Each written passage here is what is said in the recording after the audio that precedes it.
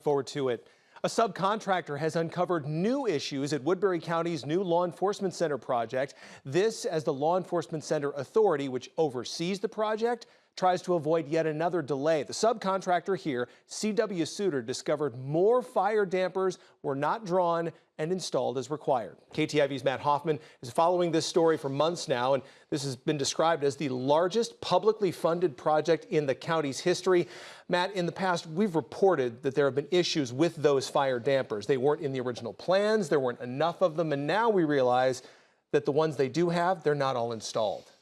Yeah, that's correct. We previously reported on fire dampers delayed the project about 7 months, costing the county $1.2 million in revenue. But these fire dampers are actually a new discovery. The Law Enforcement Center Authority voted 3-0 Tuesday to spend just over $9,000 on an independent engineer to review the project. Authority member Mark Nelson tells KTIV the authority plans to recoup that cost from whomever is responsible for the damper issue.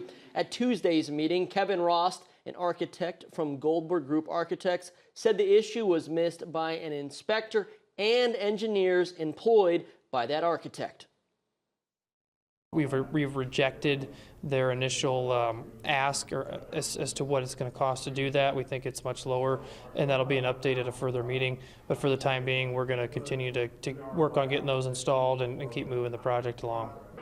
Nelson believes the project will still be completed by April 9th, but the general contractor, Houseman Construction, has asked for more time because of the latest damper issue. Nelson says the authority has rejected any extension, but the authority will need to negotiate the final details with the architect, contractor, and the authority.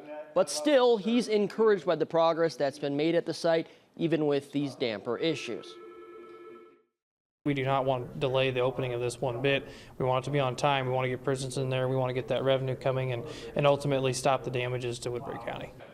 The authority is also sorting out how to deal with a maintenance fund. Until the building is paid off, Woodbury County is essentially a tenant to the LEC authority, and the two groups must come together to form an agreement about which organization will pay what bills. At Tuesday's meeting, authority member Dan Moore said there's been, and this is a quote, some tension and strain between the authority and the Board of Supervisors. And you know, Matt, we've paid about $3,000 for an Freedom of Information Act request to get to the bottom of these damper issues. The authority told us once the money was paid, they would get those documents to us in about a month. That timeline actually expires on Monday, so we hope to have those documents on hand soon. We'll look forward to that continuing coverage. Matt Hoffman joining me in studio tonight. Matt, thank you. Governor